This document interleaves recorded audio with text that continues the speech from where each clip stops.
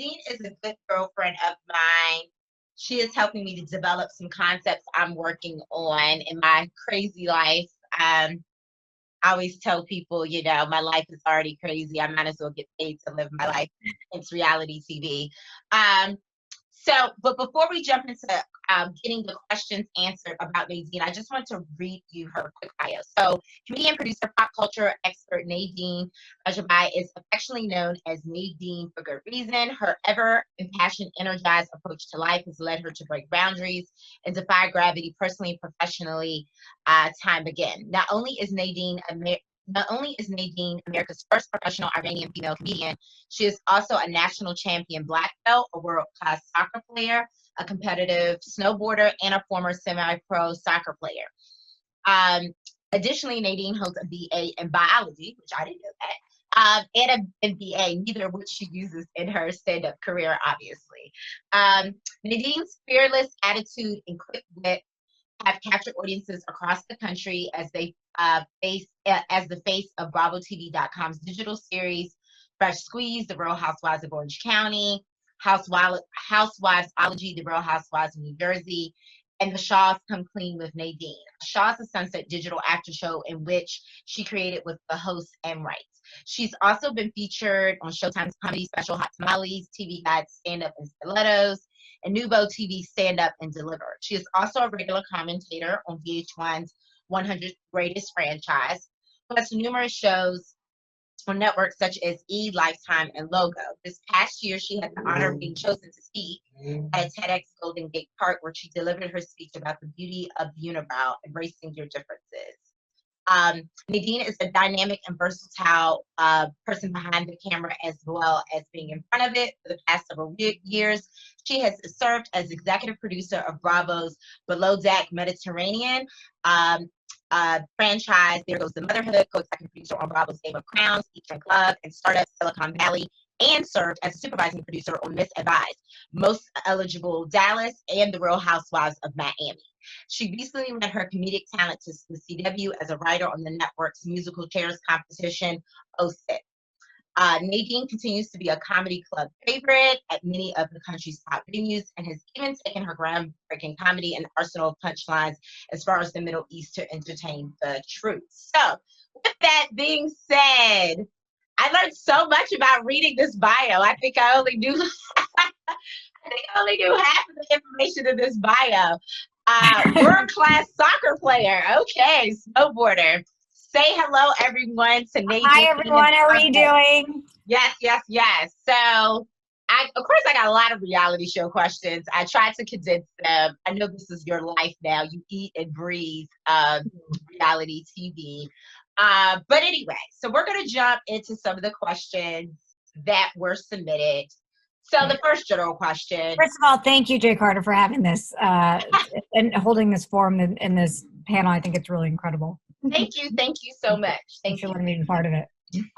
So tell us first, how did you become a TV producer? Because most of the bio I read had nothing to do with a TV producer. I had a very untraditional route, like completely untraditional.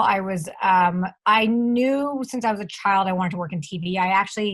It was funny, not to age myself, but when Joan Rivers used to fill in for Johnny Carson, like in the 80s, when Carson was like out, Joan Rivers would fill in.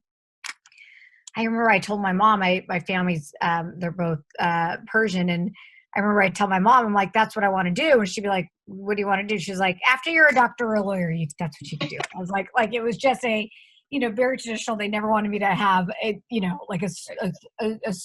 a life where I'd struggle. And, of course, I just always wanted to work in television. And I remember when the first stand-up show I ever went to was actually in the 90s. And it was actually Rosie O'Donnell, of all things. My dad was in a casino gambling, so he'd always get these free show tickets. My mom took me to Rosie. And I was a teenager, and I literally didn't understand half the jokes she was saying. But I just remember in that moment that I was so present, and I forgot about everything else in the world. Not that not like a 14-year-old, it's all relative what the problems are, but you know what I mean? And I was like, that's what I want to do. I want to be able to entertain people in some way, shape, or form where they could just be present for an hour and not think about anything else except for just being present. And I really started exploring like what that was. I wanted to really do stand up. I wanted to always create. And because, my form of escapism, and, my family came over, my mom and dad came here before the revolution to go to college, the Iranian Revolution, and they ended up staying because of everything that happened with the Iranian Revolution. And so when my grandparents came, they came to visit me when I was born, and they never went back. Like, and that was the story with a lot of my family. Okay. And so, a lot of my family learned television from watching The Price is Right or watching TV. And so that was like my escape. And they're all in their own, weird depression of like losing everything from a country and coming over anyway. And so like all I did was watch TV. And I remember that was for me such a big part of my life growing up. So I was like, whether I'm on camera, behind camera, I always want to be making things. And so I remember I had my dad's camcorder that was huge with the VHS and always doing that. And so when I went to college, I played soccer. My parents put me in sports at a very early age because I was very hyperactive. And they wanted me to burn my energy. And I knew I was going to work in TV, but I became a bio major because that just would make my family happy. And I was kind of living for my family a little bit, because it's, having culturally, that's kind of what it was, instead of kind of making my own decisions a little bit. And when I was 19, I interned at Politically Incorrect, which is Bill Maher's old show before Real Time started. My aunt was one of the heads of TV in Iran, and she had someone's daughter or someone she knew somebody. Right. They got me an internship. I mean, I stalked them. I literally called them. Like, I didn't realize how much is too much, but I was in college and I was ambitious. So I just kept calling me like, I want to be an intern. I want to be an intern. I don't care. Like, don't pay me. I was in college. And so, you get college credit for that.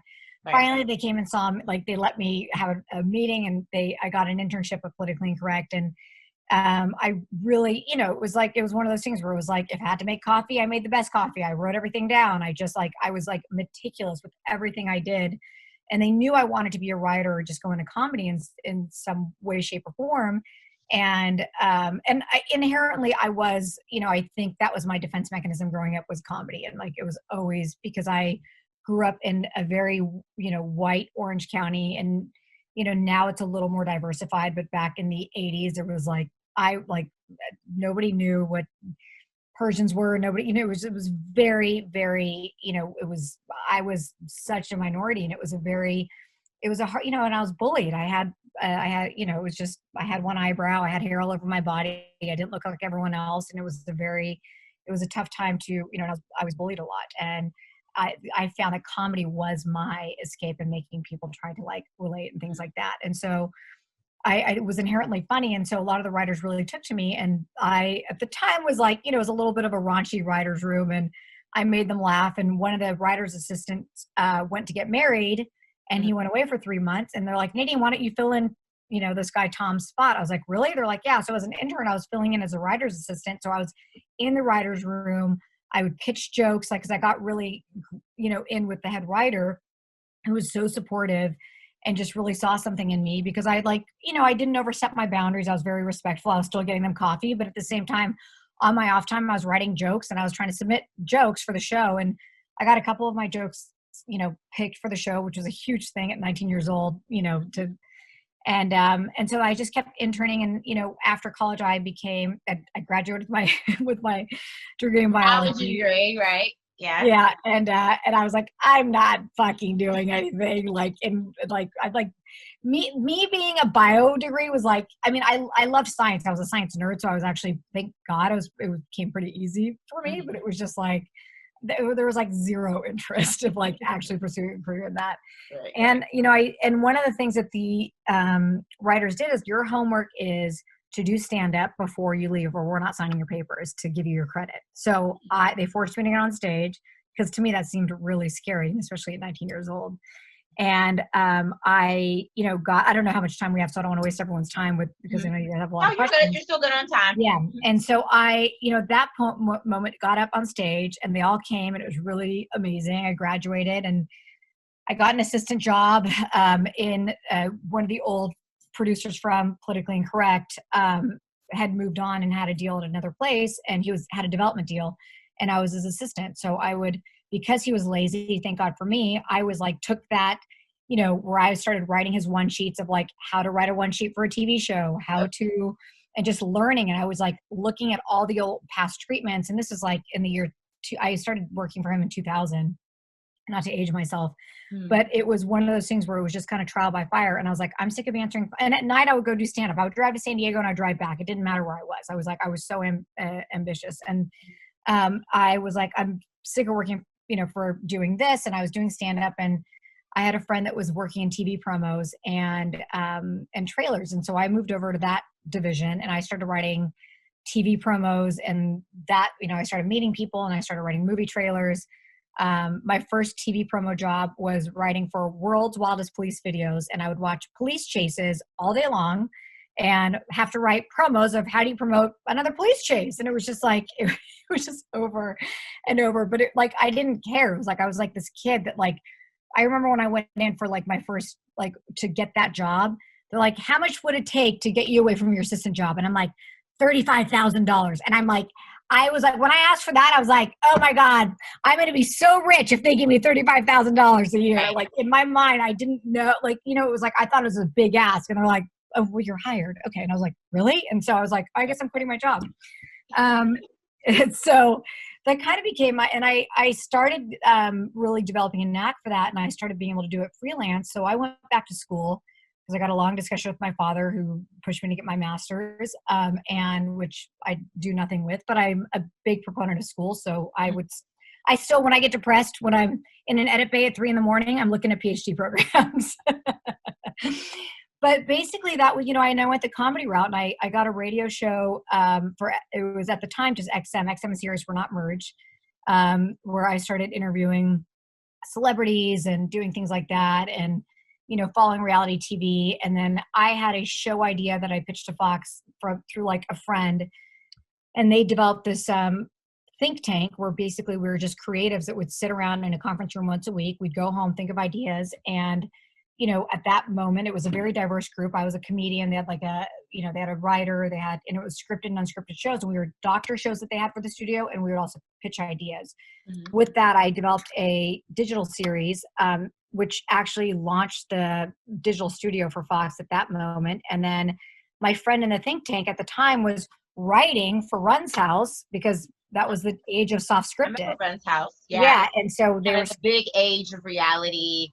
Totally. Like it was really starting to explode. I think a lot of the people on the call, not to age myself, but on this call, this is all they know now. It's just reality show after reality right. show. It wasn't like that before. Like, you had Chris Hilton that kind of did her show, and it was kind of quiet, and like you said, that's right. It was shows kind of dripping. That's right. It wasn't. But it was kind of the beginning of that era of people. It was. And they started soft scripting things, which was really crazy because of The Hills, all those things. But before that, when I was an assistant, the reality shows it was The Real World that started in the 90s, and then it was Survivor. And everyone's like, reality TV's dead. Right. But what I found so I'm going to skip ahead with that in a second, but just to close this loop is, they needed writers. They were doing a spinoff for Run's House called Daddy's Girl. And it was all of Rev Run's kids. And so I was like, well, yeah, I'll come and write on that. And it was crazy to write for a reality show because there's nothing real about that. But that was the age of soft scripting things. The Hills was completely soft scripted. All these things were completely scripted. And it was a weird thing where I'm like, why are you guys scripting this? This is crazy. Yeah, there's nothing real about this. Their real lives. There's nothing real about this. Their real lives are so much more interesting. And so it was really a crazy thing. And I was like, well, that's just a hobby. And I just took a job just to take a job. And the way I got in with Bravo, so I did another one. I launched a show called Jerseylicious, so I just wrote them shooting scripts, and that I became a knack because I was a writer, and so it was very easy for me. And I had optioned a show to my friend's production company, and that they at the time had the show called Real Housewives of Miami. Now, Bravo at the time did not want to be known as the Housewives Network. They were like, we can't be the Housewives Network, which that's all they are. It's like, that's I mean, that's the thing. That's their bread and butter now. So all right. They bought a show about art and cooking in Miami. And that first season, the women had cooking classes, and it was all really weird. And so at the time I booked a pilot for IFC. This is when Tosh.0 first came out and they wanted to do a nerdy version of Tosh for the Independent Film Channel. And I got picked to host and write it. We did a pilot. And at the time I was supposed to go to Iraq to do a USO tour because I'd been in Afghanistan. I've done a lot of USO tours, and I had a big career in comedy. And so I was like, well, I can't leave for Iraq if I'm waiting to be on camera. And it was just a whole thing where they're like, you can't go. So when I optioned my show to this production company, they also had the Housewives of Miami. And I'm like, well, they're like, do you want a story producing job? I go, sure. I've never done a show that's truly unscripted, like in that sense. And so I was like, I might as well. So I took the job, and they were very, very nice people. And they just didn't get along with Bravo, and Bravo wasn't happy with their vision. I turned in an episode. They really liked it. They're like, whoever that producer is, keep her on. And I was like, what? So basically I was like, and they took the show away from the production company. They took Interesting. it to an offsite edit bay. Can't see it was crazy because there was a lot of like ego that was involved, and you can't. What I've learned is you shouldn't fight the network. They're your production partner. Don't fight the network. Yeah. Yeah. They'll bite the hand that feeds you, and that's kind of what happened. And so my friend whose production company was, she was, I would appreciate it if you actually stayed. At least somebody is keeping the integrity of our company with the show. And I'm like, but I'm not a reality producer. Like, who cares? And this is all in post-production.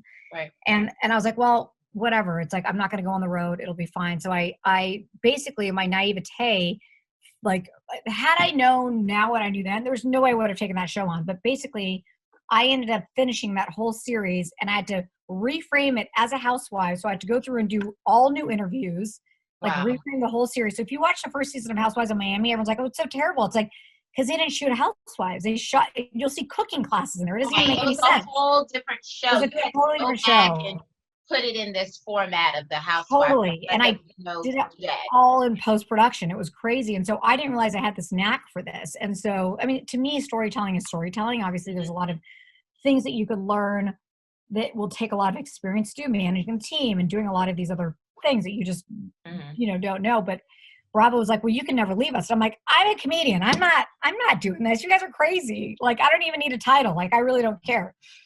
And so, long story short, they kept calling me for fix-it shows. And so I finally said, all right, I'll do it. As long as I could do digital series for you guys. And I'll still help you out with the reality stuff. And here we are today with Below Deck franchise. That's right. So I launched Below Deck Mediterranean. Below Deck was actually on the bubble when I came on. It was the original. Med was not even thought of. And, when they came to me and they had their best season yet. And because I was like, I'm sick of being your guys' fixer. I can't do this anymore. Right. You don't want to do it anymore. Yeah. And so we developed Mediterranean, which is now was a franchise of the original Below Deck, but actually does way better than the original franchise. And it's number 2 in all of cable. It's what I like about it. It's everything is so real. And for me, it's this, like, what I love about reality. It's like really the best psychology and sociology experiment you could ever. It really is. And I would never do anything soft scripted ever again after Daddy's Girls, because I'm like, this isn't real. If you're scripting, you might as well go do a scripted show. Just become actors and actresses. Don't call it a reality show. And I think that is the misconception, which I'll get to in a second. But I just wanted to pull 2 gems that you may have not realized you dropped. So 2 gems she just dropped. Number 1, as you can see, she started off just calling to be an intern, right? Yeah. And grabbing people's coffees and stuff. She was the best coffee maker. Anything they told her to do, she was the best at. And I think that's a gem, because I think sometimes people start off and want to start off at the top. In entertainment, I don't care what you're doing. Music, TV, you are not going to start off. Even if you know someone, they're still going to probably put you in the network. If you're going to start at the bottom, that's how they break you into the entertainment industry. But show that you are, the best in that. And then also just, try to find like a mentor, someone that can connect you with someone. Like, again, every woman I interview, there's a moment where someone introduced them to someone, and that's how their career took off. Everybody has that moment. I also want to pull the gem about the power of television, and I actually have already mentioned this to Nadine.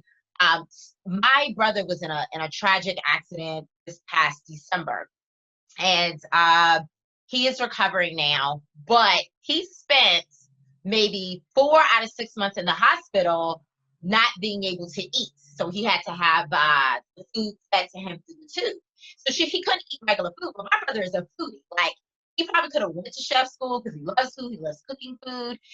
And Nadine doesn't realize her show Below Deck, because I'm laughing. He's like, I want you to turn on Below Deck in the hospital room. I'm like, A, watch reality TV. Like, he has like, my brother has a weird personality. He's not going to sit there and watch certain shows. Let's start there. So he doesn't watch reality TV.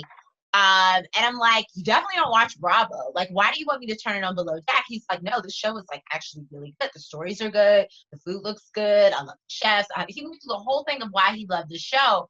So I had already watched a couple of episodes Below Deck before, but I ended up like binge watching almost a whole season with my brother in the hospital. And that got him through. And I said, this is torture. Like, you can't eat the food, but you're watching all this great food, these rich people on the yachts. And I was just like, how are you watching this and not wanting to eat it? But it was like escapism for him just to kind of get through. So you just never know when you create something, how it could be helping someone and how it could be, you know, you just never know. Like I said, you were growing up kind of young and bullied, and television was kind of your escape. And I just think it's really powerful television. And I think even me growing up, I knew I wanted to do something in TV or film. I didn't know in what capacity, but I always recognized the power of it. And so, you know, here we are now. Obviously, like I mentioned to you, Nadine is helping me with some projects. She's been so gracious and mentoring me and all the crazy things that come with like reality television and some other things. So I wanted to just highlight those gems just quickly because I think it's really important for everybody on this call to know that. With that being said, that was actually the next question. What is the biggest misconception of first reality TV, but just even being a really reality TV star? You just touched on it, that some people don't understand there's a difference between soft scripted and real reality. But, you know, if you want to dive in into kind of maybe some of the misconceptions, because I think people don't really understand what it means to be in this world and what you have to kind of go through. So, I mean, it's funny because I've worked both unscripted and unscripted. And what I like about on the producing end, then I could talk about what it means to be on the other side.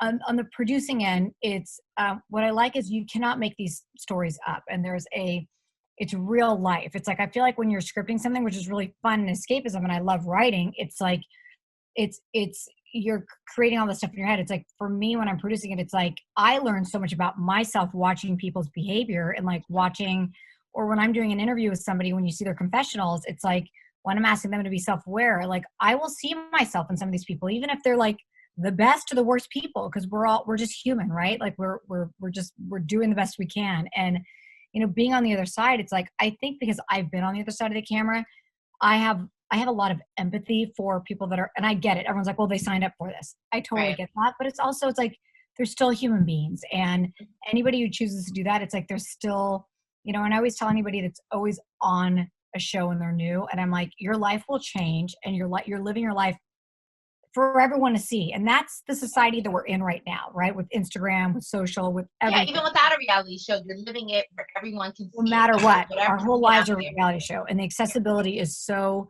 big. And it's funny, like I've been out with, you know, some really recognizable actor friends of mine who don't really get stopped on the street. But if I'm out with one of the people from the Shaws of Sunset, it's like, oh my God, they go crazy because it's the accessibility and they feel like they know everything about their lives and things like that. So I think it's like, you really, if somebody signs up to be on a series, it's like, there's a lot of self-awareness that goes with it. It's excuse my language, it's a big mind fuck watching yourself, because it's hard to watch yourself sometimes being like, you know, we all have blind spots as people. And so when they watch themselves, it's like, they'll get mad at for the edit or something like that. And I'm like, you guys, I don't manipulate anything. I've been on the other side. I would never want anyone to mess with me. Listen, I can't edit you scrunching up your face. That's right. I can't. It's impossible.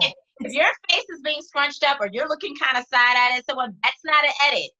That's right.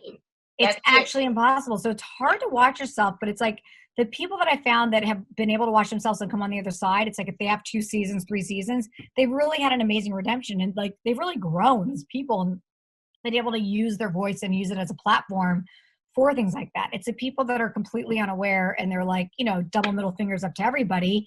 They're not going to grow, and that's it. It's like, and for me, I don't like to watch people fight just to fight. Like that's not exciting for me. And I know that I've been like quoted in other like articles and things like that like I hate it when people fight. I really do. It makes me upset because it's like all I want to do as a producer is go out there and be like, you guys, it's okay. Like it's nobody's fault. Everyone's got an opinion, but it's like I can't interfere with their lives. It's like we're completely with Below Deck, observe a fourth wall, because I got to let them figure out their own things. And so I'm very maternal with everybody. So I'm just like, I just want to go out there and help them, but like I can't, or I'll be like, I know information that they don't that would help this whole fight, but Right. She cannot. thinks that such and such was talking about her, but really she was just asking a question.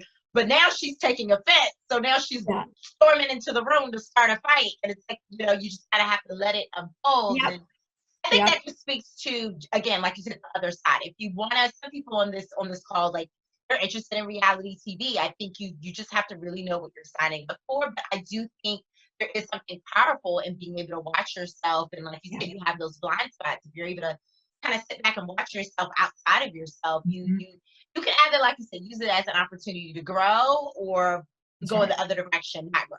And I'll say this too. And I was talking, I have to shoot this documentary series on Friday. They were interviewing me about the history of reality, and they'd asked me an interesting question that I'd never, when I was answering it, I never thought about it. You know, sometimes you just start answering a question, you're like, oh my God, but it was how reality, I think, has changed society. You know, people always think it's so negative and things like that.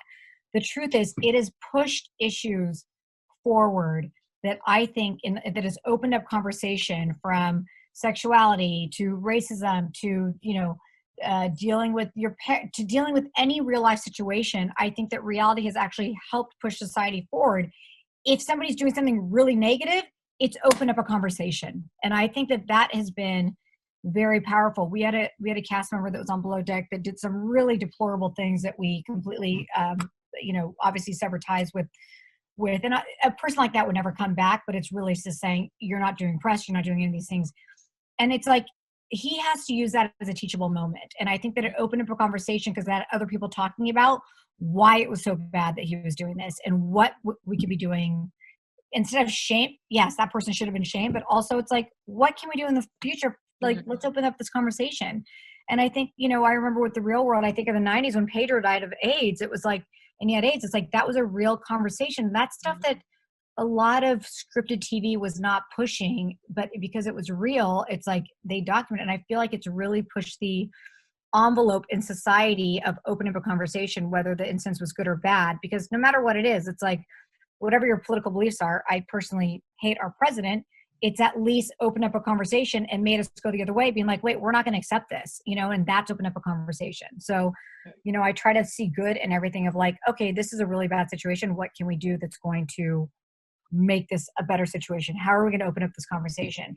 And I think in like 20 years, a lot of like, you know, they'll finally go, oh yeah, maybe reality TV is not that bad, because I think every sociology and psych student should actually just come and watch for a day of like studying human behavior. It's the biggest social, like you said, like if you are a psychology major, I feel like a psychology major or a sociology major, like you should intern on a reality show. Oh, it's so interesting. Like, I cannot even tell you. Yeah, you can really get in people's minds and who they are. With that being said, I think the last question submitted, and I may have someone that is interested in reality TV jump in after this question if you still have time. But taking off the talent hat, but let's just say you are, you know, you just have a reality show idea. Maybe you don't necessarily want to be on reality TV, but maybe you know. Again, reality TV is about, I always tell people, it's about great stories, right? Yep.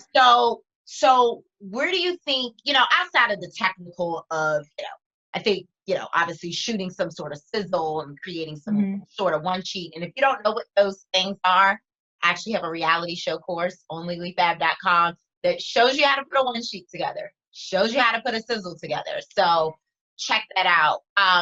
But outside of the technical in terms of how to present it, what do you suggest if someone has a reality show idea? What sort of groundwork they should do even before they, you know, you don't want to put the sizzle together wrong or the one sheet or the wrong concept.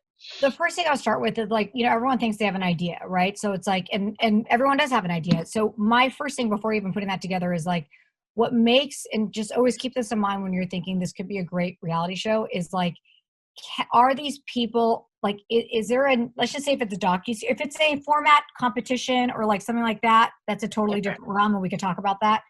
But let's just say it's a docuseries. Like the reason I think the Housewives of New York or Housewives of Jersey or Orange County are successful is because you could only find those women, not only, but like they're a caricature almost. It's like finding that niche. You could only find those women in Orange County. You could only find those women in Atlanta, or it's like, it's almost like the Shahs of Sunset. My Persian family hated them because they are not us, right? But they are a stereotype, which is like, listen, in one sense, I don't like exploiting that at all, and I never exploit, but it's also up to the people that are on the show to raise awareness of like, here's our community and things like that. So always think, is this a niche thing? And can I only find these people in this area? What makes them special? Mm-hmm. And also, it's always finding, like if you're trying to find a cast, finding the one person that's kind of like the voice of the viewer, that's the likable one, because you need humility. You need, not everyone has to be crazy. Everyone's like, oh, she's so crazy, she belongs on TV. It's like, yeah, but there's got to be depth. There's got to be layers. There's got to be an I don't arc. want to just watch train wrecks. There's still That going to be totally, some it's normalcy. off-putting, especially right now in a pandemic when everything is like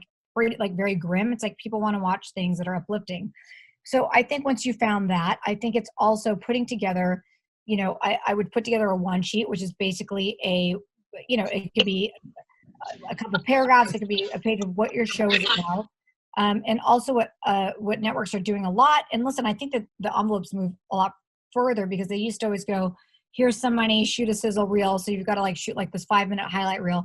They're just looking at Skypes now. Like if you're Skyping people, and let's just say you've got a cast of 5-6 people, you're like, I really like these people. Just do a Skype with them. Are they interesting? What makes them tick? What's their relationship? I mean, we're currently doing that for a show that that Jay and I are doing together, but it's like, that's everything. And then they go, is this interesting? Great. We're going to give you more money to go shoot something like this. So Skype them, see if they're interesting. See, a lot of people, their life might be crazy, but they may not pop when you're actually talking to them, and they may not be aware, or they might not be whatever that is. So I would put those Skypes together. Sometimes you can edit them together. Sometimes networks are willing to look at them separately, or production companies, if they're just like standalone Skypes. I would definitely cut them down to like 5 to 7 minutes. No more, 7 minutes is too long, but something like that. But I would just start with the groundwork of like putting together a one sheet. What's the show? What's the world? The world is very important. So, you know, and if it's a formatted show, a lot of times you can't really shoot Skypes or things like that. So let's just say you have a game show idea or a competition show idea. People are really interested in having a celebrity attached these days, because a lot of people back in the day said, I came up with Survivor too. It's like, yeah, but it was Mark Burnett producing it, and they came in with the talent. So a lot of time is coming in with the talent sign. That's really important, because anybody can do a show about anything. It's like, here's a show about, I don't know, people in Anaheim Hills where my family lives. It's like, who cares? Who are the people? So find the people, attach them, get them to a deal for like, 6 months to a year. So you have a partnership with them, and then you're able to like go forward that way. Because otherwise, if you don't come in with the talent, an idea is just an idea. And how would you, let's say someone does all that groundwork, and I know some of this is just networking, like being a part of events like this.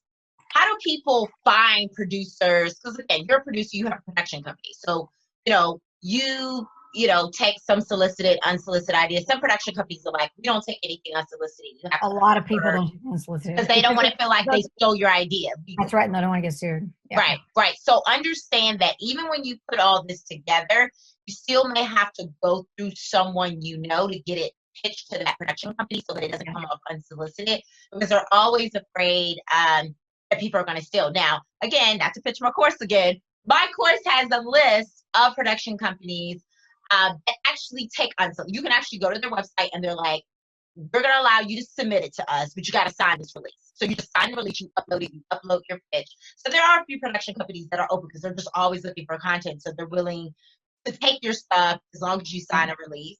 And so that's how you go that. The only other thing I wanted to highlight just briefly, you mentioned just this pivot with COVID.